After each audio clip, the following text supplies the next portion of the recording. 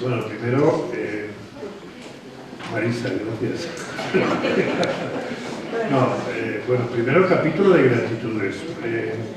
Muchísimas gracias, primero a todos vosotros, si me permitís el tuteo por haber venido y estar aquí y compartir esta tarde estupenda con la cantidad de cosas que se pueden hacer fuera de aquí, ¿no? Y sin embargo habéis decidido venir. De verdad, os lo agradezco de corazón. Muchísimas gracias. Muchísimas gracias a quienes me han invitado, al ayuntamiento, con Marisa, que fue la que se puso en contacto conmigo, ha sido mi interlocutora. Muchísimas gracias a Julián, ¿no? Al alcalde, que por su hospitalidad, por su cariño, bueno, me ha enseñado, no voy a decir todo el pueblo, pero sí cosas del pueblo muy bonitas, ¿no? Gracias a Bernardo, a Cristina, a Laura, bueno, pues a Blanca, a todos los que he conocido hoy, ¿no? Y va camino de convertirse este día en un día inolvidable, ¿no? De manera que muchísimas gracias, de verdad. Y además es lo que me gusta a mí, el hablar con los lectores, el hablar de tú a tú con la gente. ¿Y de qué manera valora uno?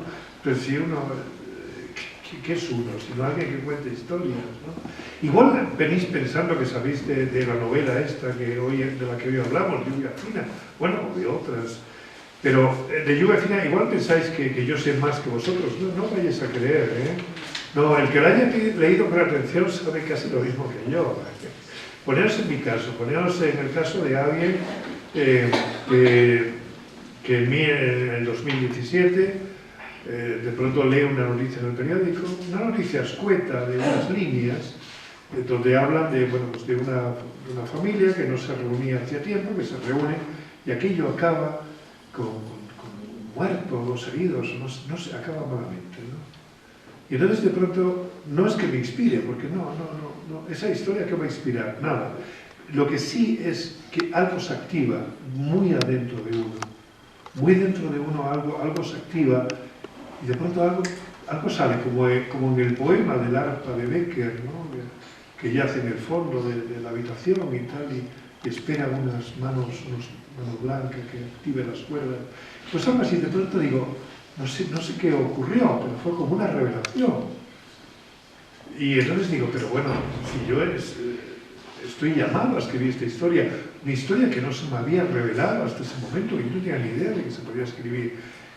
Y de pronto digo, sí, además esta historia no se ha escrito, porque se han escrito muchas historias sobre familias, pero sobre familias que lleguen a la tragedia a través de pequeñas cosas, de cosas insignificantes e incluso ridículas.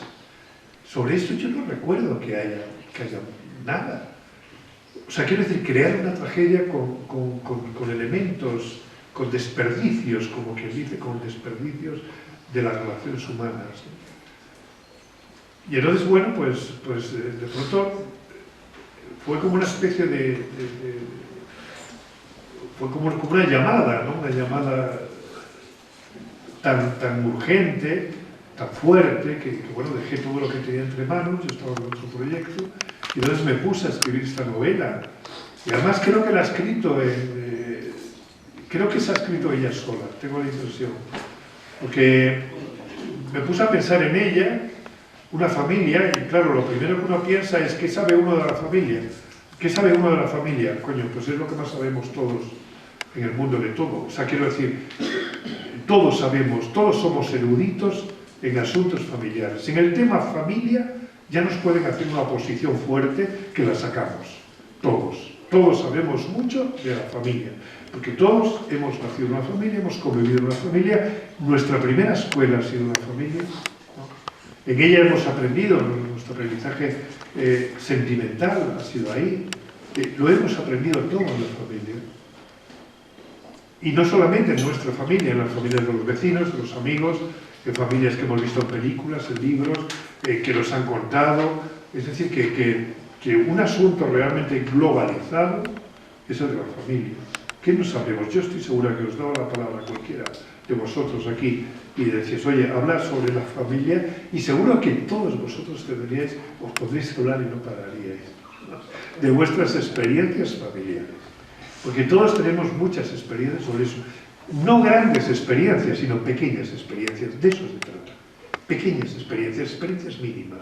Esas cositas que conocimos de niño, en la infancia, en la adolescencia, y que además quedan para siempre, quedan grabadas para siempre en la conciencia, en la memoria, ¿no? De que si tú me dijiste, de que si papá te quería más, que si mamá una vez te dio el currusco a ti y no a mí, que si tú me dijiste, que si no sé qué, no sé cuántos, todos sabemos de esto muchas, muchas cosas, ¿no? Y entonces, bueno, de pronto, ya digo, de pronto vi la novela hecha, y además hasta con el título, que a mí los títulos se me ocurren al final y con mucha dificultad, ¿no? Y en esta se me ocurrió desde el principio, lluvia fina y tal.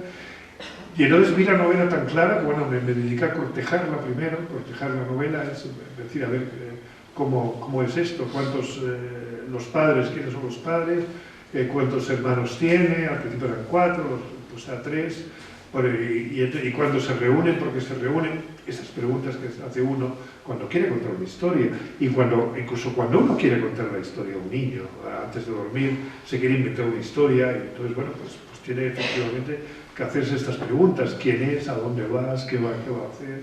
Todo este tipo de cosas, ¿no? Y nada, y luego la escribí con mucha facilidad, pero lo que soy yo, ¿no? Que soy bastante laborioso escribiendo, y me gusta escribirla, creo que hacia diciembre de 2017, y tardé en escribirla 4 o 5 meses. Para mí, que el día que escribo un folio, ya he escrito mucho, o sea, ya me considero satisfecho. Entonces de pronto me encontraba como que la novela, la historia tiraba de mí de tal manera que escribía 7, 8, 9, 10 y hasta 12 folios, llegué a escribir en un día, seguido además, y sin parar. Parecía que la mano se iba sola, ¿no? Lo cual es estupendo. Esta profesión es magnífica cuando ocurren esas cosas. Cuando no, es bastante jodida, ¿eh? No digo ya. Pero cuando ocurren estas cosas es estupenda, ¿no? Y de manera que yo esta novela tengo una gran gratitud, tengo un recuerdo estupendo, porque me da la sensación de como que se hizo sola, ¿no? Y bueno, y no sé, y yo tampoco quiero enrollarme mucho con esta novela, y me gustaría más que habláramos, que no sé, si vosotros habéis leído las novelas, sois tan dueños de la novela como yo, porque las novelas del escritor, mientras el escritor escribe, mientras uno la idea, la corteja, y luego mientras la escribe es del escritor, pero una vez que se publica, ya la novela pasa a la soberanía del lector. Entonces el dueño es el lector, que es tan dueño como el escritor, ni más ni menos, ¿no? Como yo he sido dueño del Quijote, y de Rojo y Negro, y de, ya que sé, y de tal, y de todo, en fin. Y entonces, no sé, me gustaría que no sé qué queréis, no sé si queréis que siga hablando o preferís que me preguntéis algo, y entonces empezamos a hablar, no sé. Dime. Buenas tardes, perdona. Muchas gracias por estar aquí. Estoy emocionado verdaderamente. Estos días de atrás, cuando sabía que ibas a venir, digo, voy a hacer una lista con lo que le voy a preguntar. Y lo deseché. Digo, no, quiero conocerla en persona, porque si no me va a salir como algo muy frío. Voy a tratar de ser breve, porque habrá otros que quieran hablar. Yo he leído casi toda la obra, me queda, creo, una novela, Solución, que la estoy leyendo ahora. Veo que es distinta esta obra de Lluvia Fina con respecto a las demás, es bastante distinta. Sí. Lo acabas de decir, ¿no? Que esta te ha venido con una noticia. Yo creo que en las otras hay más cosas tuyas, quizás, más reflexiones sobre tu vida, que son un poco autobiográficas, o eso es lo que tú quieres dar a entender y no hay nada de autobiografía en tus novelas. No. Porque yo he querido pensar en alguna de tus novelas, digo, mira, esta es la vida del irlandero, la está aquí reflejando. ¿Es así o no? En parte sí, sí. Claro, en estas cosas de familia uno no debe ser demasiado locuaz, ¿no? En esta novela hay cosas de mi familia, sí. No, digo, sí. Perdona, me refería en la anterior obra. Sí, sí. Sí, es verdad, sí.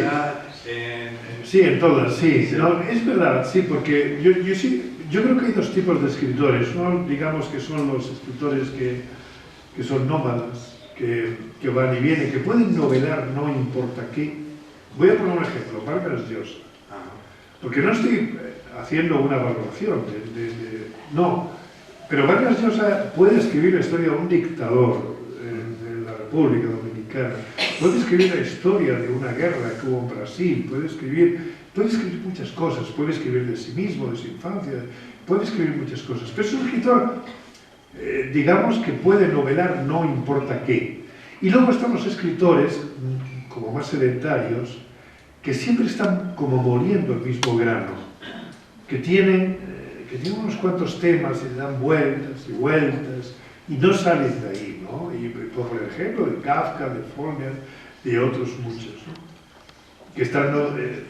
Y entonces yo soy un poco de los que le dan vueltas y vueltas, un poco obsesivamente a un repertorio de temas bastante restringido, ¿no? Tengo 4 o 5 temas. Y lo que pasa es que a partir de ahí se me dispara la imaginación hacia...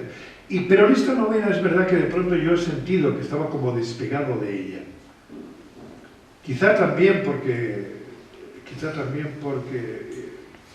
muy temerariamente he hecho yo esto, y quizá también porque ¿qué? No sé lo que quiero decir. Quizá porque no lo sé. No lo sé, porque quizá exigía un planteamiento objetivo, un planteamiento distante, exigía un distanciamiento de la historia, ¿no? De apartarte, pero sí es verdad que hay cosas biográficas mías. En la familia son una madre viuda, 2 hermanas y un hermano. En mi familia es una madre viuda, 3 hermanas y un hermano, que soy yo. Lo cual no quiere decir que sea autobiográfico, ni muchísimo menos. Pero hay un referente ahí. Luego a partir de ahí la imaginación se dispara. Pero es que siempre uno, ¿cómo inventa una historia un escritor? Parte de la realidad, parte de sus experiencias, parte de lo que ha vivido. Porque ¿de qué va a partir si no? De lo que ha vivido, de sus experiencias, entendiendo por experiencias lo que ha leído, lo que ha visto, lo que le han contado, lo que ha soñado. Añádase todo lo que se quiera. Todo eso es como cerdo, todo se aprovecha. Entonces, todo para el escritor es esto. Y de esa experiencia, de ese magma, es de donde... Y luego, a partir de ahí, es como el motor de arranque. A partir de ahí, la imaginación entra inmediatamente en funcionamiento. La imaginación se dispara. Pero la imaginación necesita el trampolín de la realidad. Si no. Hasta Walt Disney, hasta en las películas de Walt Disney, se inspiran en la realidad, ¿no? Que no diremos de todo lo demás. Bueno. ¿También tenías en tu familia una aurora que descargabais todos los problemas? Hay bastantes auroras en la vida, y sobre todo mujeres, porque hay más auroras que auroros. Porque normalmente son las mujeres las que más sufren en la vida las historias ajenas. Y no sé por qué para las mujeres se les va a contar todo. Yo las penas las contaba a mi madre, no a mi padre. O a mi hermana la mayor, cuando llegó el caso. Pero a mi padre no, los hombres estaban ocupados en altas tareas. ¿Cómo se van a ocupar los hombres de esas cosas, no? Entonces, no sé por qué las mujeres son, desde el punto de vista, son como más acogedoras a la hora de escuchar. Quizá el hombre es más protagonista. Y el hombre le gusta más hablar de él mismo, aunque bueno, cuidado, que hay mujeres. Hay de todo. Bueno, no me voy a ir por ahí porque me voy a extraviar. Pero digamos que en mi familia no sé si ha habido alguna. No lo sé, porque... No lo sé, no tengo ni idea. Pero sí sé que las hay. Sé que hay personas que te escuchan. Sé que hay personas maravillosas que saben escuchar y sobre todo que saben escuchar sin juzgar. Escuchan, comprenden y no juzgan. Lo cual es ¿Una virtud? ¿Es una virtud? Es una virtud, ¿no? Es una virtud extraordinaria, ¿no? Y yo sé que en esta novela cuando empecé a escribirla, tiene una estructura complicada, porque todos los hechos están vistos desde todos los puntos de vista. Entonces, hay un poco de malabarismo en la estructura. No es fácil hacer eso. Y yo lo vi desde el principio, digo, a ver, ¿de qué manera me organizo para que los hechos vayan fluyendo, un poco saltando en el tiempo, yendo, viniendo, que todos los personajes intervengan, No un capítulo para un personaje, otro para... No, sino todos a la vez, que vaya todo junto, pero que cada uno vaya dando su versión. Porque la gracia de la novela está en que cada uno da su versión de los hechos. Eso es como dura. Eso es. Y entonces, a mí me hace muchísima guerra la estructura. Estuve mucho tiempo dándole vueltas y digo, ¿cómo organizo esto? Es lo que decía yo del cortejo, ¿no? De cortejo, novela, cómo antes de ponerse a escribir, ¿no? Cómo es la invención, cómo es la estructura, cómo es todo esto. Hasta que de pronto me apareció el personaje de Aurora. Un día, una mañana, o no sé qué, de pronto digo, ¿Aurora? Digo, porque digo, tiene que haber un cuñado, porque una familia sin cuñado no es familia, ¿no? Y entonces me puse, digo, bueno, y entonces apareció Aurora, ¿no? Y digo, Aurora, y entonces de pronto se me ocurrió que Aurora es la que escucha a todos, es el paño de lágrimas de todos. Y digo, hombre, pero este personaje es maravilloso lo que acabo de descubrir, porque va a narrar la novela conmigo. Vamos a ser dos narradores, Aurora y yo. Yo soy más que Aurora, pero Aurora va a ser lo más importante. Y entonces ella, voy a contar a través de ella, ¿no? Y entonces cuando descubrí Aurora, digo, ya está. Digo, esto es lo que necesitaba para escribir la novela. Entonces, para mí, el gran hallazgo de la novela fue el descubrimiento de Aurora. Incluso no ya desde el punto de vista humano, del tema, del contenido, de todo esto, sino desde el punto de vista estructural, desde el punto de vista formal. Aurora me solucionó todos los problemas técnicos que tenía. Sí, porque ella descargaba todo en ella y ella escuchaba, pero también tenía su propio problema. Sí, pero se puede filtrar todo a través de Aurora. Entonces, a través de Aurora yo filtro todo. Entonces yo como narrador, que estoy por encima de Aurora, pero delego en Aurora para que sea a través de ella como se cuenta. Bueno, son tecniquerías de esta ecuación. Hola, yo tenía perdón, ¿os podéis acercar el micrófono? Porque si no, no se oye bien. Yo tenía curiosidad, salimos de esta... Es que no sé si... Sí, ¿se oye bien? Saliéndonos de Lluvia Fina, hay una historia en la que a usted le confunden con Federico García Lorca. Sí. ¿Eso es real o es imaginario? Medio. Por eso es que yo leo las historias, por ejemplo, esa cuando se siente altruista y va a la guerra de Irak con el inválido y todo eso, y me da la sensación de que es auténtico, de que es verdad, que lo ha vivido. Es imaginación, ¿no? Es imaginación. Sí, pero es lo que dije antes, que la realidad es el trampolín de la imaginación. Yo estuve efectivamente en el cincuentenario de Lorca, en la muerte de García Lorca, fue en el 86, evidentemente, claro. En el cincuentenario, yo estuve, yo era el profesor de instituto, y un amigo y yo nos fuimos por Estados Unidos, nos contrató un comité hispano-norteamericano para la difusión de la cultura, que no sé cómo nos contrató, pero nos contrató, y nos fuimos a hacer una gira por Estados Unidos, donde yo tocaba la guitarra y él recitaba Lorca. Y estuvimos en Nueva York, en Nueva Orleans, en Washington, en un montón de sitios. Bueno, entonces él recitaba Lorca con muchos énfasis, y yo le atenuaba los énfasis con la guitarra, porque yo soy guitarrista profesional y eso. Hay una novela. Hay una novela, sí. Y entonces, bueno, hasta ahí todo bien, ¿no? Entonces, cuando llegué a Nueva Orleans, había una chica allí, una Jacqueline, porque en Estados Unidos la desinformación puede crear figuras poéticas, ¿no? Yo leí una vez decir que el problema de Nicaragua en Estados Unidos era que hacía frontera con Estados Unidos, a un taxista en Nueva York. Y no ves, esta chica, Jacqueline, esta chica había estudiado Lorca y había leído casi toda la obra de Lorca, pero tenía un lapsus en su información y creía que el fusilamiento de Lorca, la muerte de Lorca, era una licencia retórica, como la muerte de Camborio, el gitano, y que no, que Lorca vivía y que era yo, que iba a Estados Unidos a difundir los versos. Además, como iba con la guitarra, yo iba al pelo largo, así un poco ensortijado y tal, pero gitano auténtico, Lorca auténtico.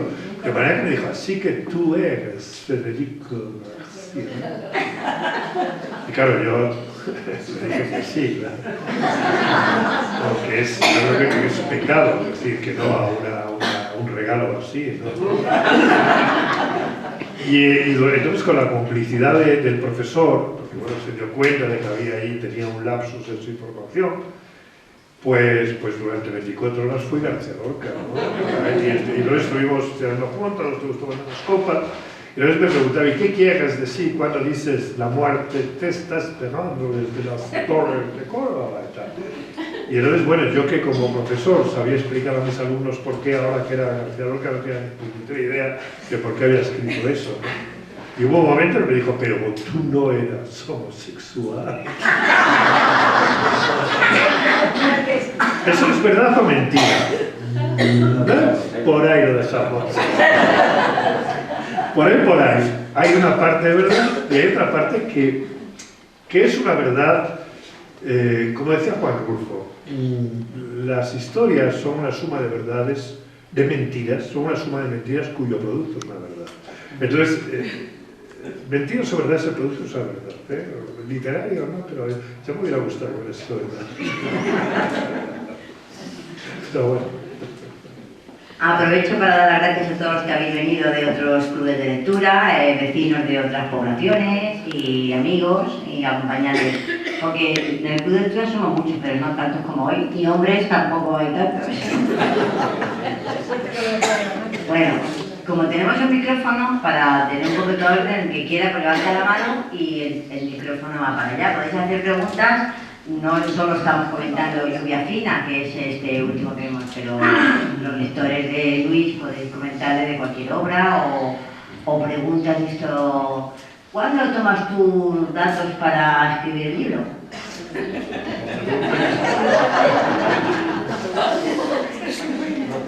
Sí. ¿Qué más datos, por ejemplo? O sea, te levantas por la mañana y vas a... No, yo soy muy indisciplinado. Yo creo que, bueno, no sé si es que yo soy muy tozudo, pero yo cuando alguien me dice, yo quiero ser escritor, digo, ¿escritor de qué?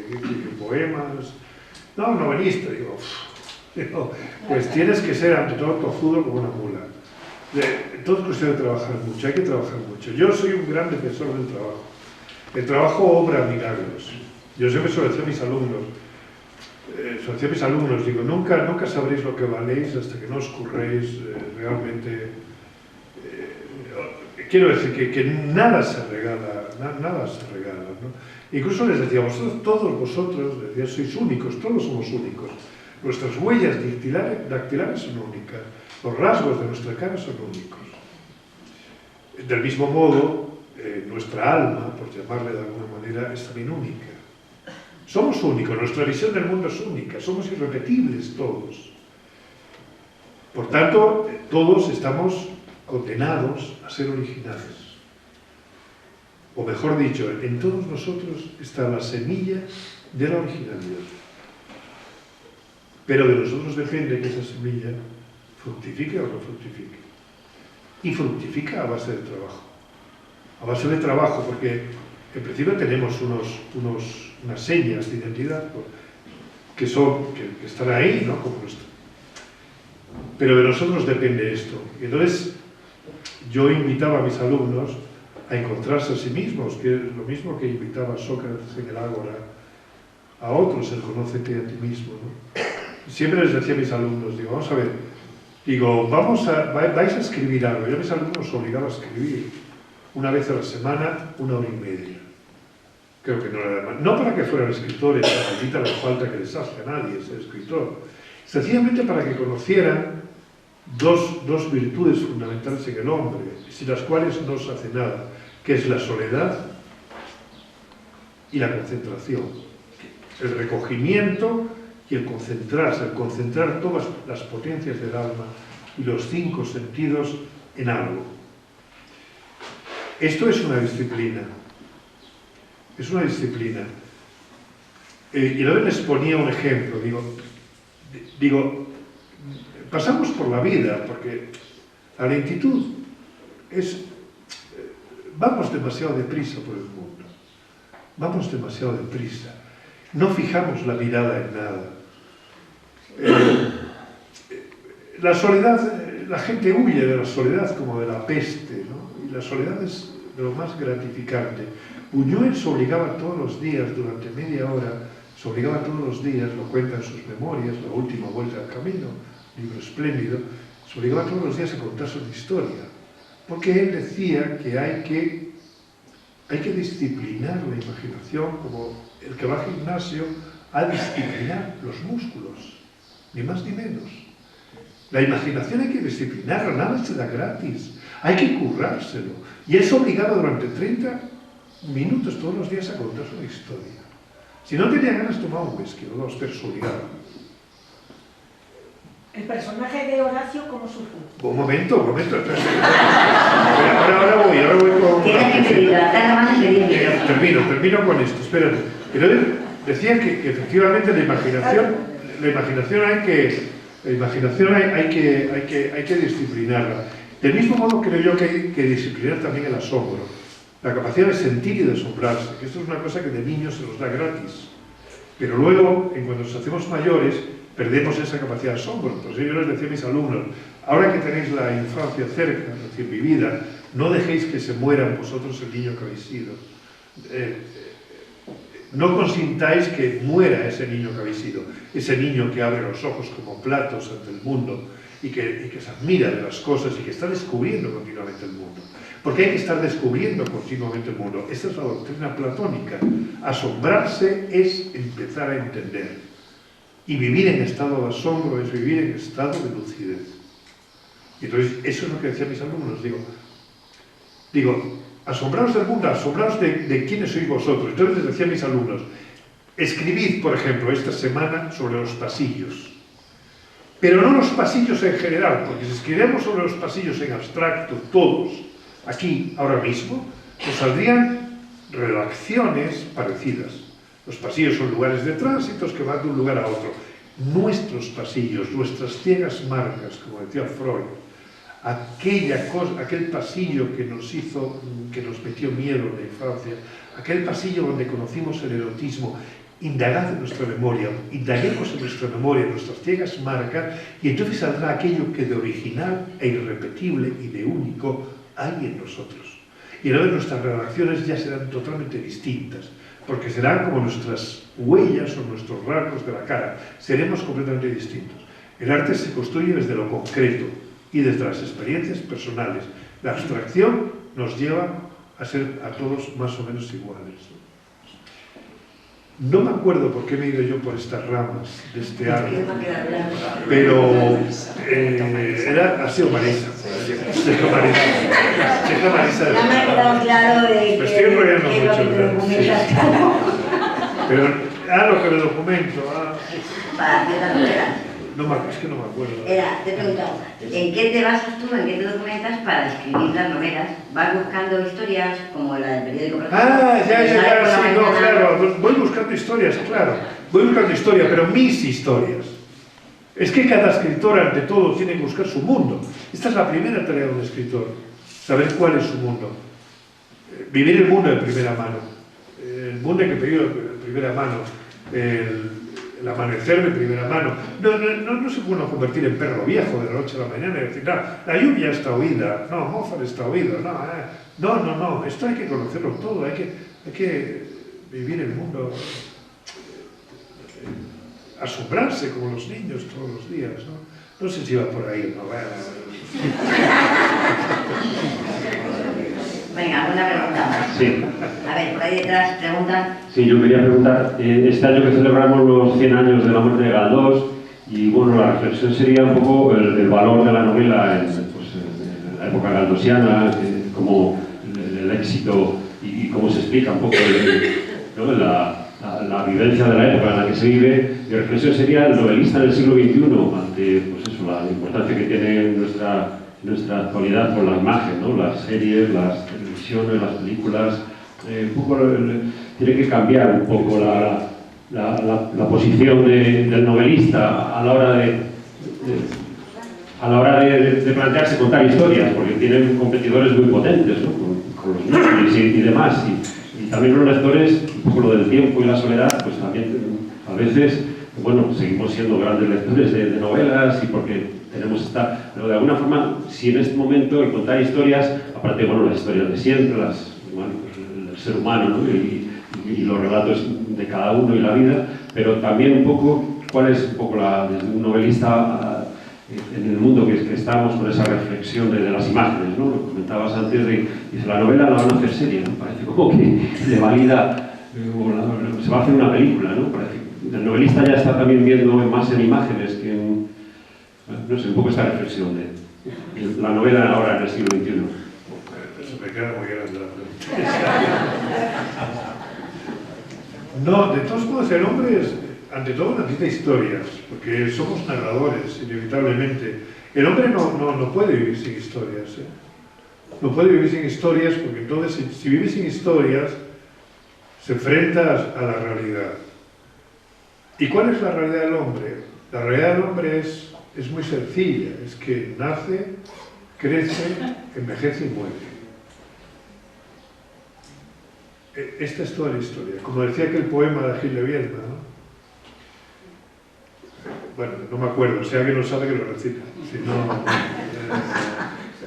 yo vine a llevarme el mundo por delante y no sé qué, no sé cuántos, pero el verdadero argumento de la vida es este, ¿no? La historia del hombre es trágica, el hombre es una criatura trágica, porque sabe cuál es su condición, tiene conocimiento de su condición, no como los animales irracionales, por utilizar la terminología al uso. Entonces sabe que va a morir y que va a parar a la nada. Ya sé que hay gente que cree, ya, bueno, eso dice. Pero en el fondo, lo que pasa es que todos sabemos cuál es nuestro destino. Es morir y es ser olvidados. Como han sido olvidados tantos como nosotros, que hubieron por estas tierras hace 200 años, 850, me da igual, ¿no? Y no somos nada, somos pavesas que van y vienen, como decía Homero, como las hojas de los árboles, así las generaciones de los hombres, ¿no? Y entonces el hombre necesita soñar, necesita escapar de todo esto. Miramos para otro lado, pero en el fondo sabemos que nuestro destino es este. Lo que pasa es que no queremos saberlo, lo hacemos bien nada más, porque si no sería tremendo, ¿no? Y entonces el hombre necesita contar historias, no solamente por huir de nuestro destino, sino sencillamente por el gusto de contarlo y porque nuestra imaginación lo exige así, porque queremos agrandar el mundo, queremos ensanchar nuestro horizonte vital, ¿no?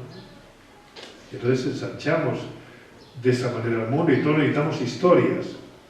Ahora las historias, esas historias que en el siglo XIX, en el tiempo de Galdós que tú dices, entonces no había imágenes. Pensad en las pocas imágenes que había en el siglo XIX o en las pocas imágenes que había en mi infancia. Yo tengo 71 años. Entonces, en mi infancia, yo las imágenes que veía eran los santos de los libros, los que venían en los libros de la escuela, los cromos del chocolate, de las pastillas de chocolate y poco más. No había imágenes. Alguna película que veíamos de tarde en tarde, porque en mi pueblo no llegaban apenas películas. O no íbamos al cine. Y ahora, sin embargo, estamos completamente saturados de imágenes. Yo creo que no es malo. Hay que pensar con imágenes, es bueno pensar con imágenes. Einstein invitaba a eso, decía, hay que pensar visualmente. Porque si piensas con palabras, es complicado, es mucho mejor pensar con imágenes, ¿no? De manera que no es mala la imagen. El problema no es este, el problema no es la lucha entre la palabra y la imagen. Porque todos necesitamos historias, sea con palabras, sea con imágenes. El problema es que con imágenes es más cómodo, y el hombre es cómodo, no se lo ocurra, lo que decíamos antes. Y luego está el hecho de que la cultura se convierte en entretenimiento, se convierte en una cosa que no te plantea ningún tipo de enigmas ni de nada, sino que es entretenerte, es pasar el rato. Es esto, leer significa soledad, significa recogimiento, y quizá pocos están dispuestos a pagar ese precio, tanto que la imagen es más sencilla, pero bueno, todo lo que te puedo decir es una cosa que tú sabes y que todo el mundo sabe, y yo no voy a decir nada nuevo al respecto. No voy a decir nada nuevo, solamente que de nosotros depende, ¿no? No sé, es que me pierdo en todo esto. Me pierdo en el diagnóstico que uno puede dar sobre los tiempos que nos tocó vivir y la banalidad, ¿no? que reina alrededor, pero también yo creo que toda esa banalidad es pasajera. Yo pienso que habrá en algún momento un renacimiento, que el hombre no puede vivir alienado y no puede vivir atontado. Decía José Luis Cuerda, que nos hemos despedido hace poco de él, decía: antes los tontos no gritábamos tantos. Decía en Twitter, ¿no? Y es que es verdad que ahora los tontos gritan mucho. Gritan demasiado. Antes los tontos estaban como más callados, ¿no? Y ahora todo el mundo grita y demás. Habrá un renacimiento de todo esto, porque no podemos seguir viviendo así. Y no podemos vivir bajo este sistema brutal, que tiene muchas cosas buenas. El capitalismo, claro que tiene muchas cosas buenas. No me voy a meter a analizar estas cosas, además ni sé tampoco. Pero tiene cosas buenas, pero no sé. Habrá un momento en que tengamos que buscar nuestro hoyo de Manzanares para retirarnos y pensar. No me pierdo. Bueno, yo insisto que nos explique un poquito el personaje. A ver por qué era tan retorcido y estaba...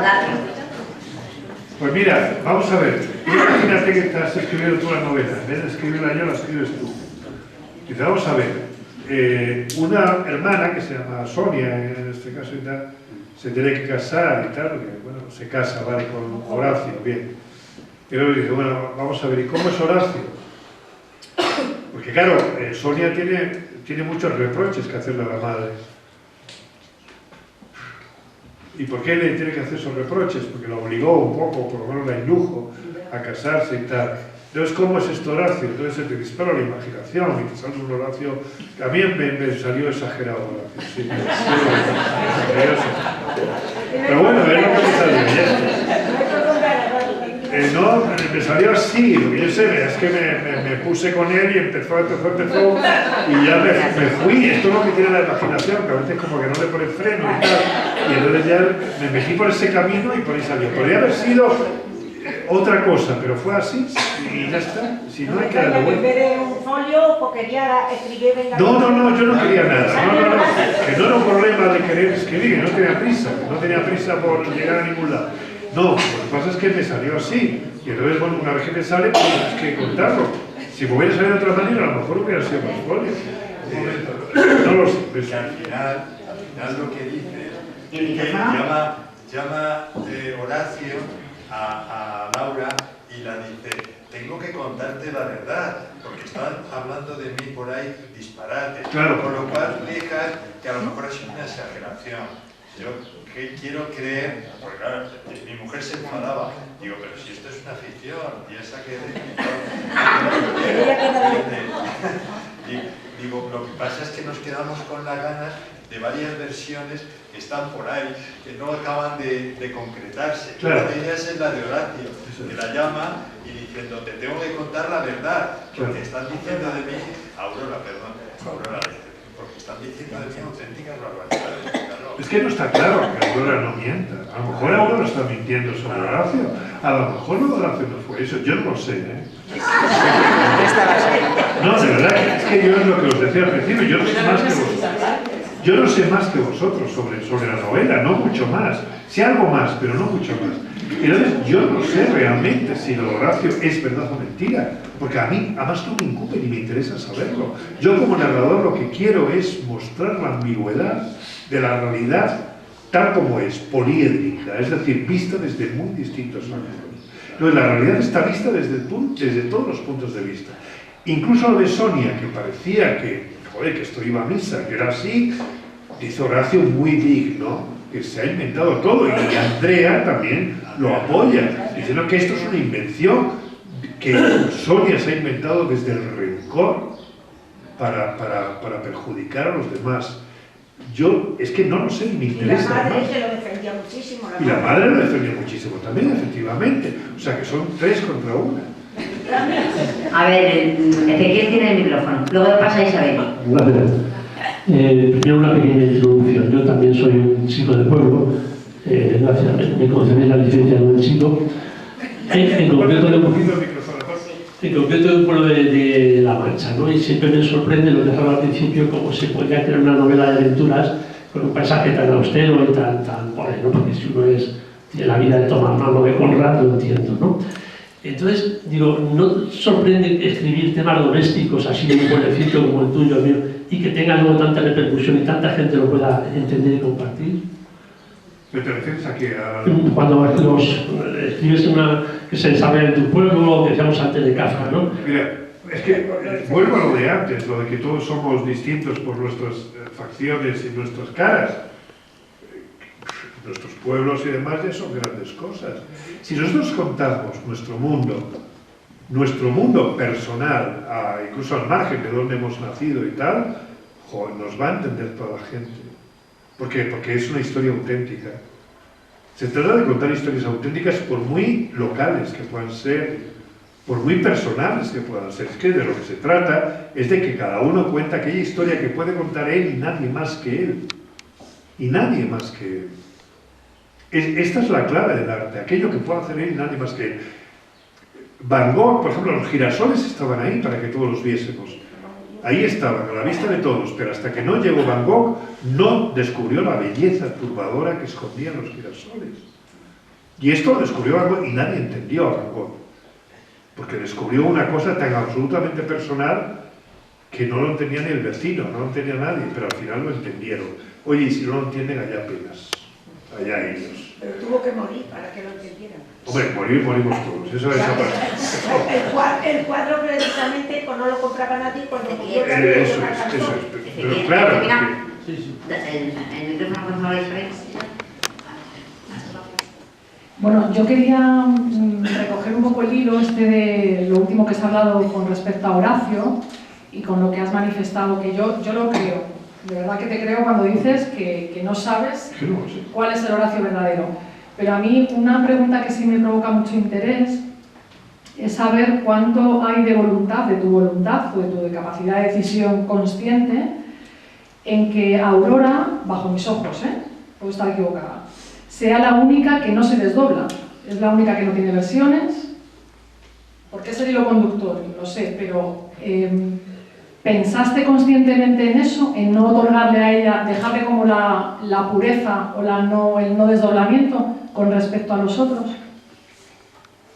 No sé si... Sí, es muy interesante además lo que has dicho, porque todo se desdobla, que es verdad que no es ella. Pues quizás solamente que dejé para el final el desdoblamiento. Lo dejé para el final. Pero, claro, pero ella soporta todo, ella aguanta todo, porque ella, te digo que yo he conocido a este tipo de personas que suelen ser mujeres, no necesariamente, pero suelen ser mujeres personas, quiero decir, que saben escuchar a los demás. Saber escuchar es un arte y es una virtud sobre todo, saber escuchar, pero no en el sentido curil, no en el sentido de confesionario, no. Bueno, ya me entiendes, ¿no? Y se me ha ido el santo al cielo, no sé.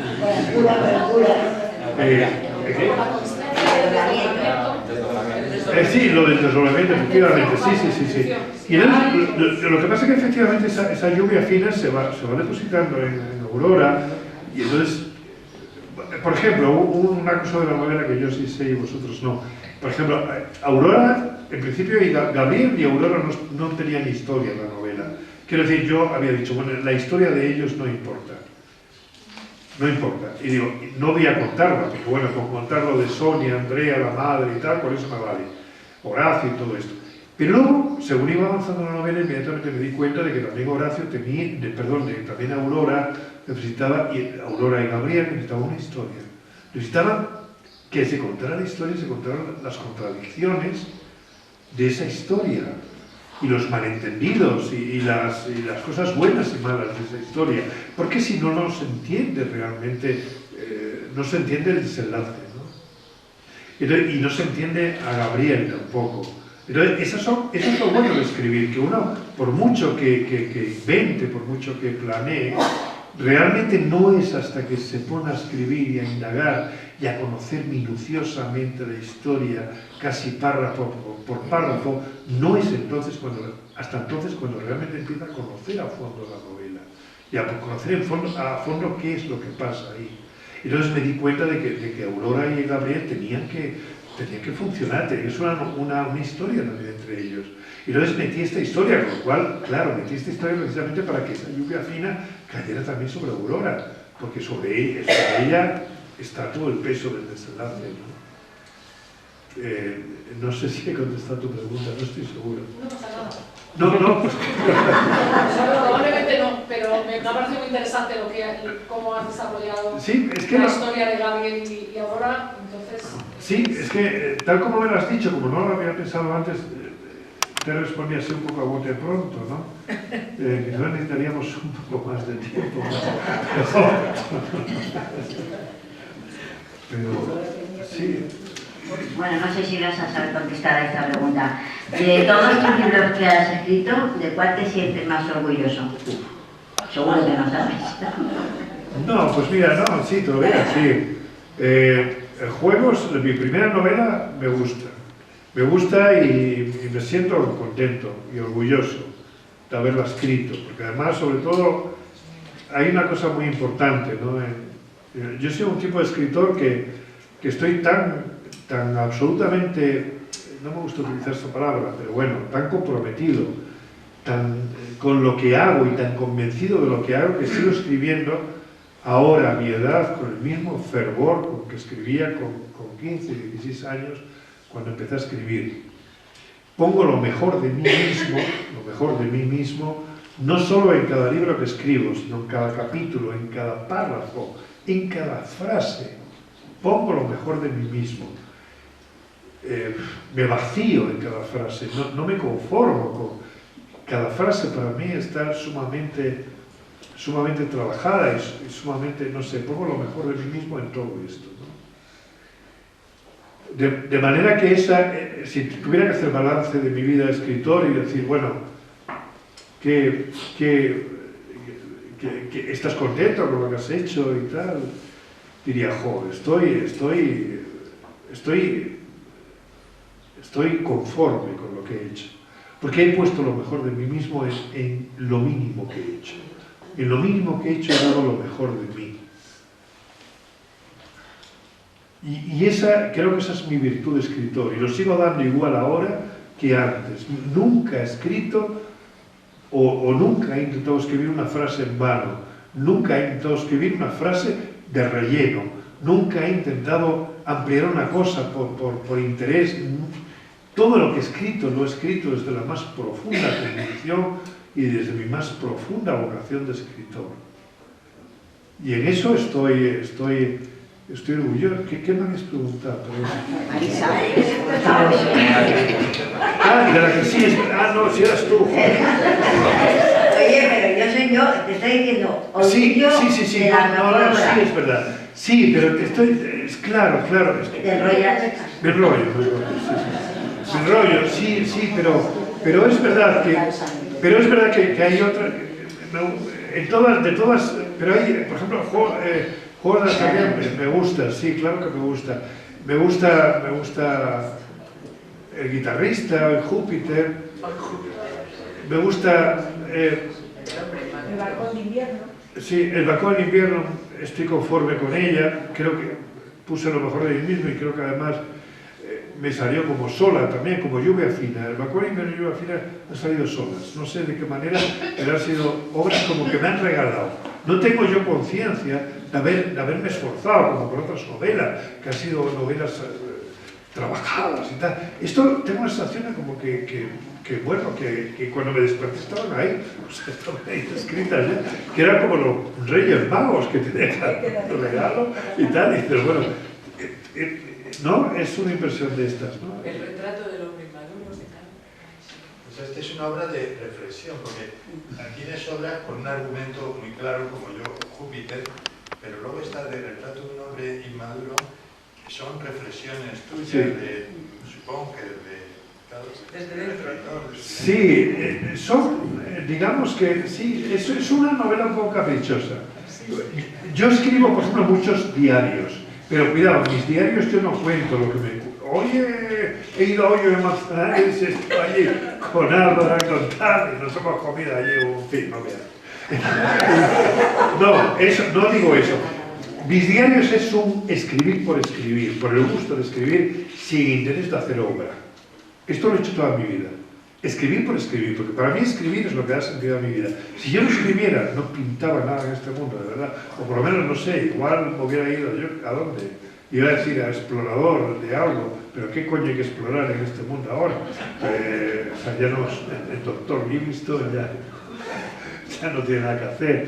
En fin. Sí, no, venga, sí. Le quería preguntar, antes ha hablado usted de que hay Ahora, sí. ¿Ya? Sí. De que hay autores que pueden distintos tipos de novela, pero usted tenía una serie de temas que siempre, sobre los que moría siempre el mismo. Podría decir, yo por las novelas que he leído usted más o menos lo identifico, pero me gustaría que nos dijera esos 4 o 5 temas que hay. Claro. Pues mira, vamos a ver, uno de ellos desde luego es el hombre común, el hombre, este hombrecillo que todos conocemos, es decir, José Luis López Vázquez, por decirlo así, el hombrecillo, que llega a cierta edad y se da cuenta de que sus sueños de juventud no se han cumplido. ¿No? Y entonces empieza efectivamente una lucha de decir, bueno, ¿qué sentido tiene la vida? ¿Qué ha sido de mis afanes? ¿Qué ha sido de mis sueños? ¿Qué ha sido de todo como la esto? vida negociable, por ejemplo. Como la vida negociable. Bueno, y yo creo que como casi todas que he escrito. Estos temas de forma a mí me vienen de mi biografía. Pues mi padre, por ejemplo, mi padre era campesino. Bueno, en mi familia todos eran campesinos.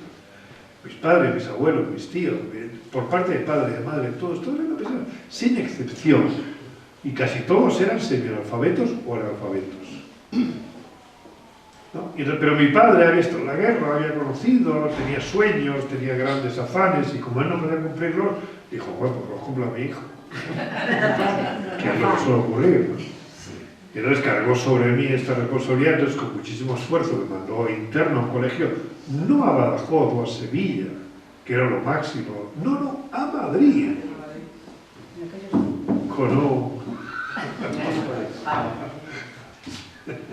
Y luego me mandó a Madrid y tal, para que yo estudiara, para que fuera abogado, para que yo fuera abogado o médico, o militar con graduación, académico. Y claro, y yo le salí rana, porque yo le salí un gofillo ahí cuando nos venimos a Madrid a la Prospe, viviendo en la Prospe a mí me gustaban las motos, me gustaban las chicas, me gustaba el tabaco rubio americano, las cañas, los amigotes, todo este tipo de cosas. Y lo que menos me gustaba en el mundo era estudiar. Y además me metieron en el bachiller de ciencias, sin consultar conmigo, me dijeron no. Los curas del colegio dijeron, no, es mejor ser ingeniero que abogado. Yo dijo, bueno, pues ingeniero, ¿qué iba a decir mi padre? Vale, que sea un gran hombre, ingeniero o abogado da lo mismo. Y me metieron y tal, y yo me perdí y tal. Y, bueno. De manera que, bueno, pues me convertí y tal, y las relaciones con mi padre fueron tremendas. Mi padre murió cuando yo tenía 16 años. Y, bueno, eran tremendas las relaciones que teníamos. Y yo he de decir, y cuánto lamento decirlo y cuánto lo he lamentado cada día de mi vida, que casi me alegré de que mi padre muriera. Lo digo casi porque era tremendo. Porque era invivible aquello. O sea, y entonces yo todo lo que lo he hecho casi por mi padre, por saldar la deuda que tenía con mi padre, ¿no? Mi padre me quitó con 14 años de estudiar porque no estudiaba, porque no. Y entonces me metí en un taller de ultramarinos, trabajando de mozo, de recados y tal. Me metí en un taller de mecánica aprendido. En el guitarrista. Sí, ahí cuenta todo esto, exactamente, el guitarrista lo cuenta. Me metí en un montón de sitios, ¿no? Y entonces fue una relación de lo más tremenda, ¿no? Pero claro, yo entiendo el amor que él tenía hacia mí, entiendo el error que hubo, el malentendido, el desencuentro que hubo entre los dos. Y cuando él murió, para mí fue la experiencia más extraordinaria que hubo en mi vida, porque cambió mi vida por completo. Qué fuerte para decir eso. ¿Eh? Qué fuerte decir eso. Sí. Ay, Bueno. Pero pasa. Y entonces fue cuando realmente, digo, yo tengo la deuda con mi padre, y entonces, bueno, me metí a guitarrista, yo fui guitarrista profesional, ¿no? En el mundo de la farándula, por ahí, pues yo estaba en Clesa trabajando en la central lechera, con 16 años, me puse a trabajar porque cada caso hacía falta dinero en casa, había que recurrir, ¿no? Y yo me levantaba a las 6 de la mañana, mi madre me despertaba, me iba a trabajar, trabajaba hasta las 6 de la tarde allí, con 2 horas para comida, y me iba a una academia de Fuencarral, para ir al centro de Madrid, para estudiar asignaturas sueltas de bachillerato. Llegaba a casa al filo de la medianoche, tenía que sacar tiempo para estudiar. Llevaba una vida perra de verdad. Y en esto llegó un primo mío, primo hermano, que no fue cuñado, y que venía a ser torero en Madrid, pero que con aquellos tiempos, llenos de sueño y tal. Pero luego se metió a guitarrista, porque tocaba la guitarra y claro, me dijo que yo fuese guitarrista, y entre ser empleado en Clesa, oficinista en Clesa para toda la vida, y ser guitarrista, joder, ay, yo guitarrista toda la vida. No, yo empecé a escribir con 15 años, por ahí, no, sí, yo empecé muy pronto. A mí lo de la escritura se me reveló muy pronto. Cuando me di cuenta algo antes de que mi padre muriera, yo ya escribía poesía, sí.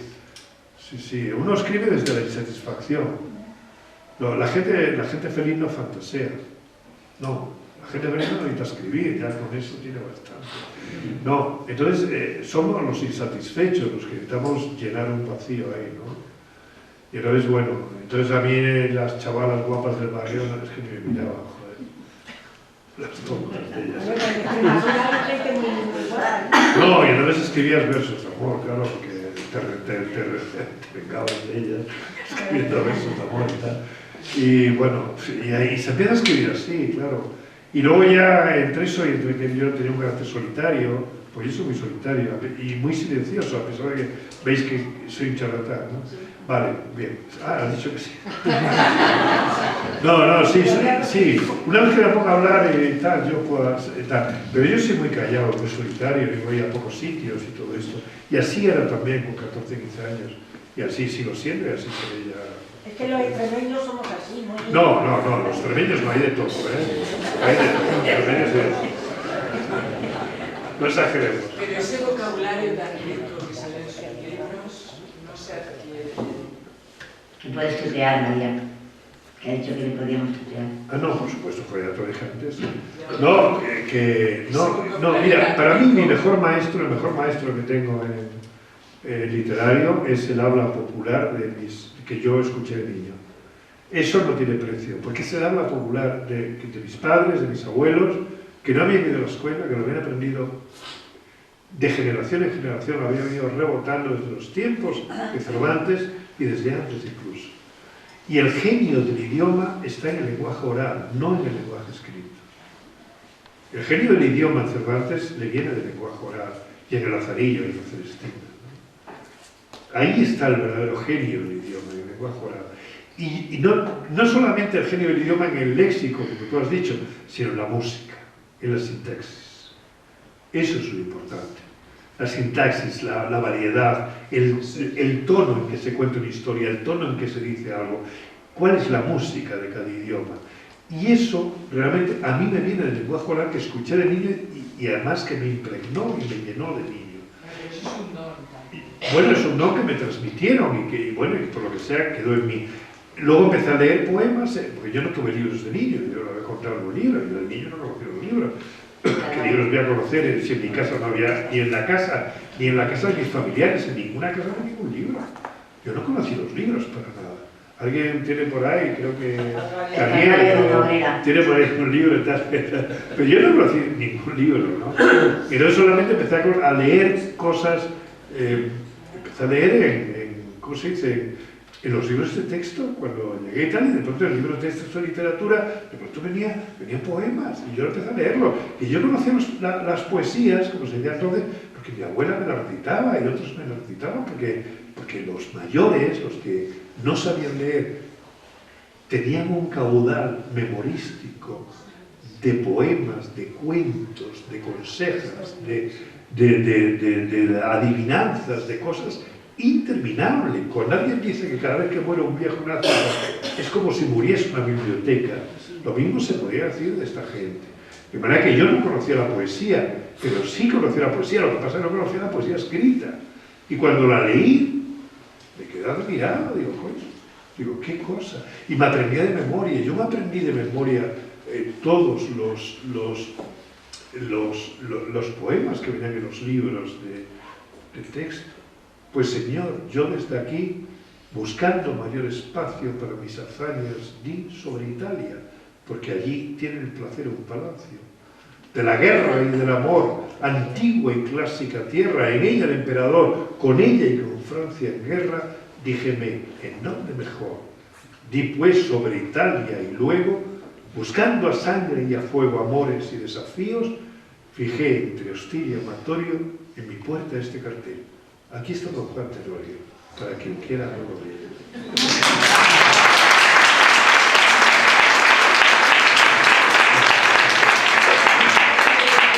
Eso me lo aprendí yo con 14 años, y no se olvida. Eso me lo aprendí yo. Y entonces, ¿cómo? Es que aprender a escribir es contagiarse del espíritu del idioma, es contagiarse de todos los vientos y aromas y sonidos que llegan, ¿no? Y que llegan normalmente a través del lenguaje oral. El lenguaje oral es el verdadero artífice del genio de la lengua, ¿no? Luego, lo escribir viene luego. Bueno, quería darte las gracias, no por este acto porque yo aquí no pinto nada, pero he sido alumno tuyo, el Calderón de la Barca, sí, y algo bueno me ha quedado de aquellos tiempos porque por lo menos te recuerdo. Porque hay otros profesores que pasan por la vida tuya y, bueno, se olvidan, ¿no? Y, bueno, quería haberte preguntado cómo salió tu vena de escritor. Como ya me lo han pisado, quería saber si un escritor se jubila, si tiene jubilación. ¿Te vas a jubilar como escritor o vas a morir con las botas frescas? ¿Plan técnico? ¿Qué es la seguridad social? No, es que ha habido... Escribir, si vas a seguir escribiendo hasta el final. Es que yo si no escribiera, pobre de mí. Mira, imagínate un barco que ha naufragado y a un pasajero que está en medio de un mar con una tabla, ha pillado a una tabla que es su único medio de flotar. Eso es la escritura para mí. Lo cual no quiere decir que, claro que hay cosas muy importantes en mi vida. Joder, bueno, no voy a enumerarlas porque está y tal, y cosas que uno encuentra. Hoy ha sido un día estupendo, ha sido un día magnífico, claro que sí. Pero en el día a día y a lo largo del tiempo, lo que da sentido a mi vida es la escritura. Yo si no fuera por la escritura, mi vida carecería de sentido, de verdad. Carecería de sentido, no tendría sentido, no sé qué hubiera hecho con mi vida. No sé, no lo sé, igual me hubiera dado al pecado, ¿no?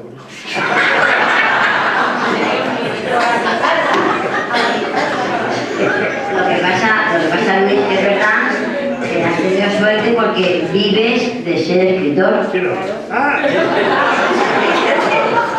Yo qué coño voy a vivir de ser escritor. Yo vivo de haber sido profesor.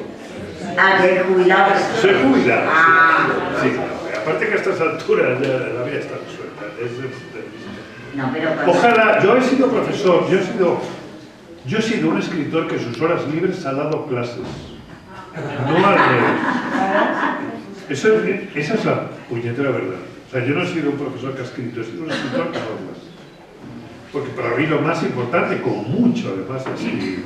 Dar clases, bueno, pues es un buen modo de ganarse la vida y lo repetiría, porque creo que está muy bien, creo que está bien. Hubiera preferido ser pequeño rentista como Florero y no dar clases, pero bueno, hay que ganarse la vida. Julián da clases también de sus horas libres. ¿Cómo, perdón? Que Julián da clase también. Sí, sí, sí. Eso da libres es alcalde. Pero no es escritor. Pero no escribo. Eso da libres es alcalde. Claro, claro.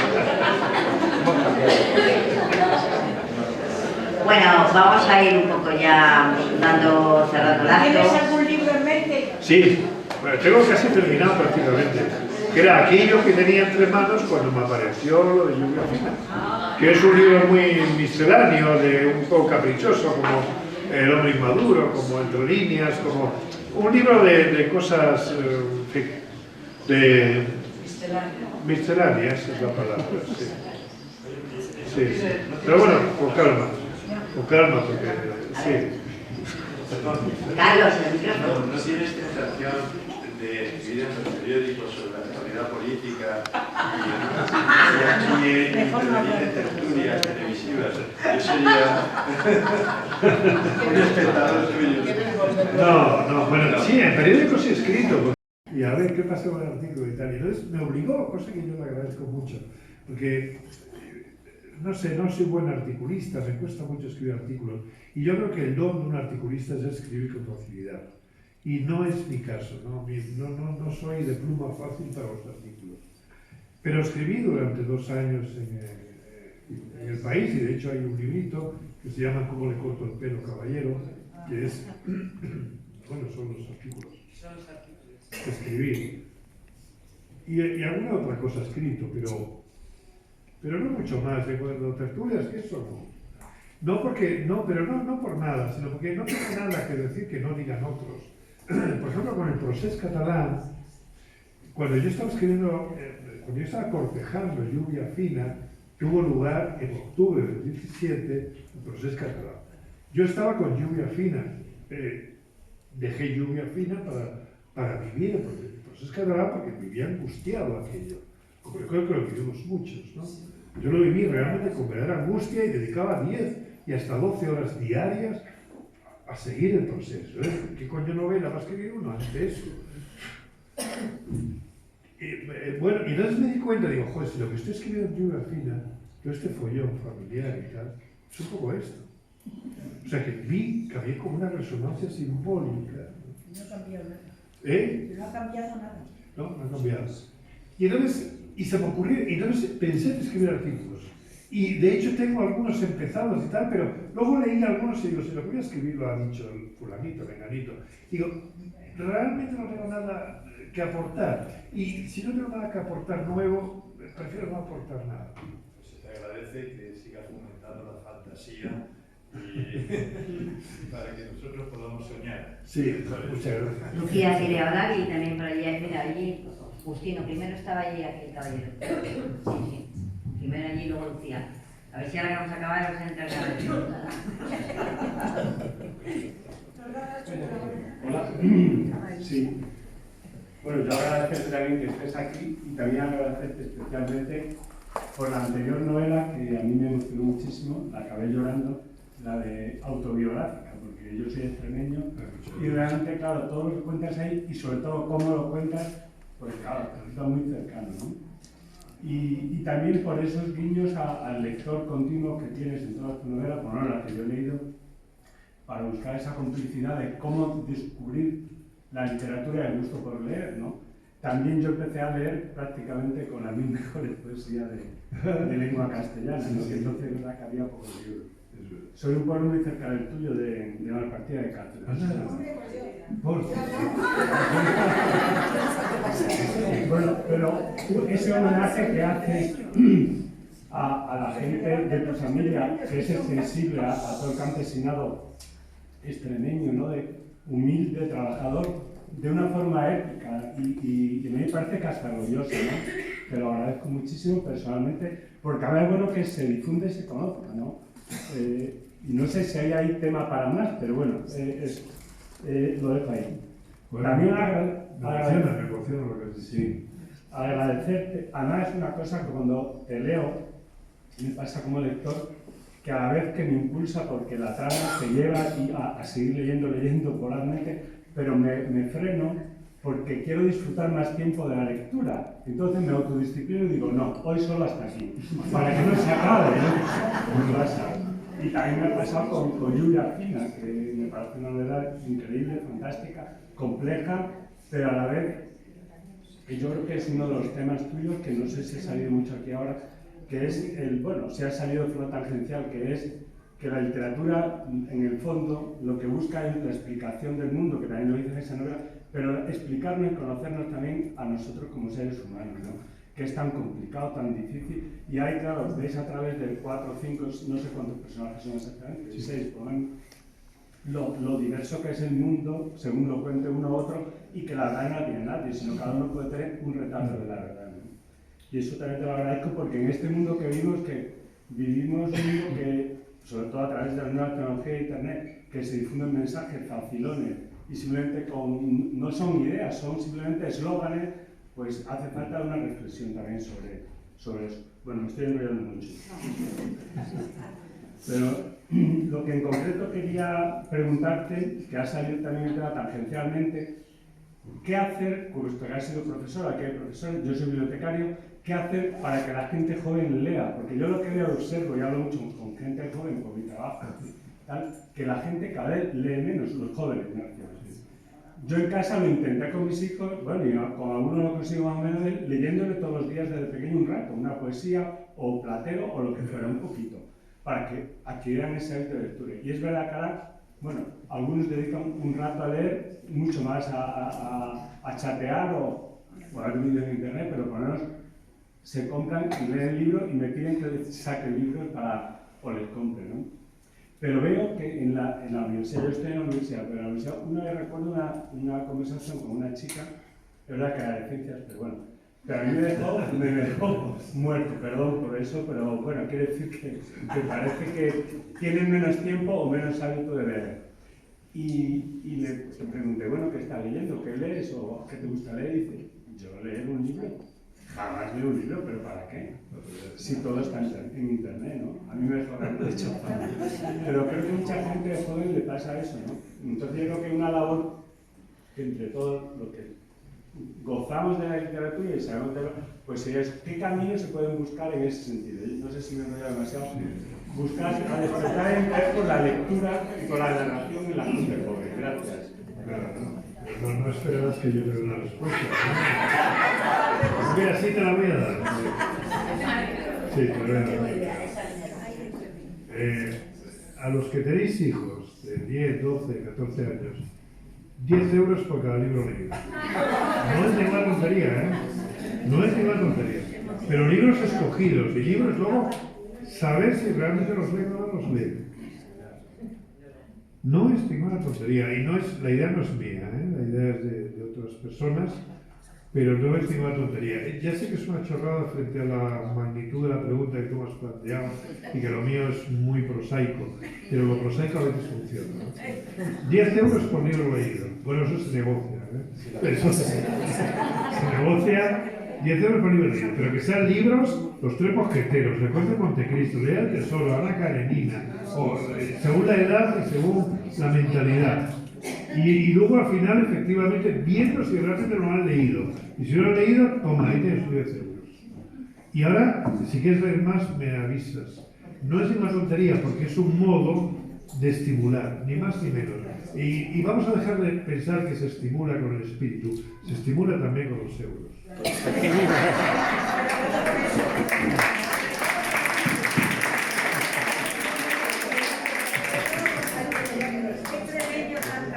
Buenos días.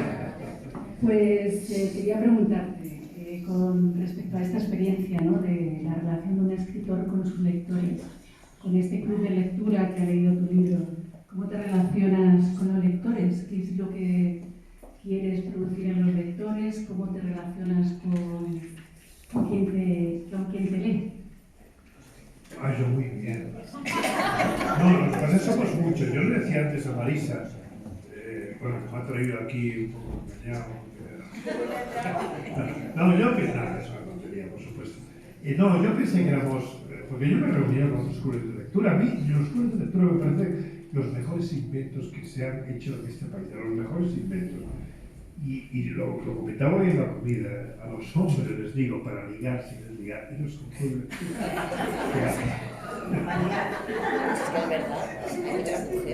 De verdad que los clubes de lectura yo les tengo un cariño enorme porque, sobre todo en los pueblos por ahí perdidos, pueblos de mi tierra, de mi tierra y de tantas tierras, por ahí perdidos donde realmente la gente se reúne alrededor de un libro, como en los viejos tiempos, alrededor del fuego, hablan y comentan, y luego se van a tomar una caña y se socializan y llenan su tiempo de cosas densas y bonitas.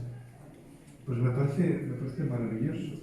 Y de hecho, cada vez que me llaman a un club de lectura, me falta tiempo para ir, de verdad. A veces no puedo ir, pero me gustaría. Y a veces les digo, bueno, pues por Skype, por lo menos.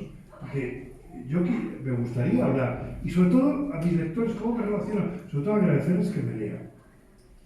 Agradecerles que me lean. Más no, porque ¿qué puedo otra cosa hacer? Pues estar con ellos y si me preguntan, intentar contestarles, hablar con ellos, compartir opiniones, experiencias, cosas. No más, pero sobre todo hemos tenido una experiencia estupenda cada uno de los dos. Yo he escrito un libro y ellos han leído un libro, que no sé qué será mejor, porque a veces es tan fuerte leer un libro o más que leerlo. O sea, y entonces intercambiar esas experiencias a mí me parece una cosa magnífica. No sé qué te puedo decir.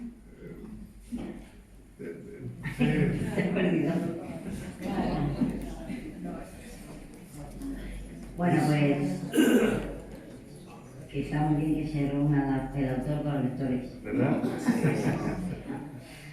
Y yo creo que si no tenéis nada más que decir, o si alguien se ha quedado pendiente y no va a poder dormir esta noche por hacer la pregunta, pues es el momento. Y si no, pues vamos a ir dejándolo. Sabéis que además al fondo, para los que queréis adquirir alguna obra suya, porque lo va a firmar y está aquí un ratito más, entonces para no alargar mucho que no se quede aquí, lo mismo se tiene que quedar aquí a dormir. Y bueno, pues ahora Julián, nuestro alcalde, va a cerrar el acto y nos vamos. Sí, a ver, más que cerrar el acto es dar las gracias a Luis por su presencia. Llevamos juntos 7 horas y la verdad es que parece que, con todos, con el grupo, parece que nos conocemos ya de toda la vida. Por eso, de verdad que tal y como lo veis aquí, es en el contacto directo durante horas. Yo destacaría de Luis muchas cosas, pero sobre todo dos. Una, su naturalidad y la proximidad. A mí, por lo menos, en estas 7 horas me ha encantado estar, porque ha sido un contacto directo, sincero, sin taparnos nada, sino hablar con toda fluidez y con toda sinceridad. Te agradezco muchísimo. Me decía Marisa que acabaremos hoy haciéndote casi hijo adoptivo de Cabello, porque te lo mereces, y espero que estés con nosotros en otros encuentros. Yo espero que, a ver si ahora mismo, para el día del libro me gustaría que estuvieses aquí con todos nosotros, porque prepararemos un día activo, referente todo alrededor del libro. Y antes de irte me gustaría entregarte un pequeño obsequio. Somos un pueblo pobre, pero recibimos con muchísimo cariño. Humilde. De verdad que te muchas gracias. Muchas gracias.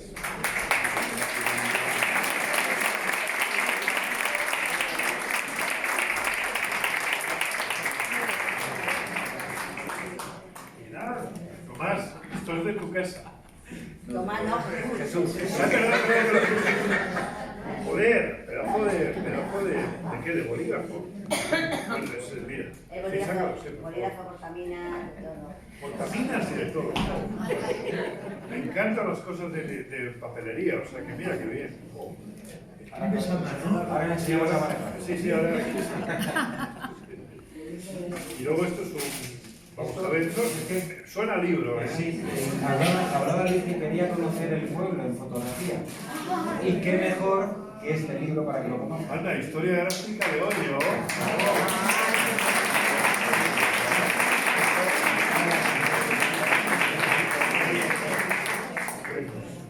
Bueno, aquí viene como puedo llamar Solares, sí, sí, no, seguro. Espérate, porque esto no es fácil.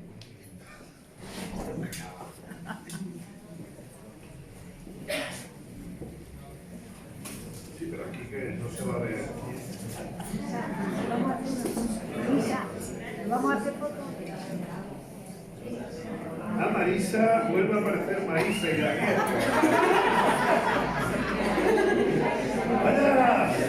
¿Conocéis este libro? Sí.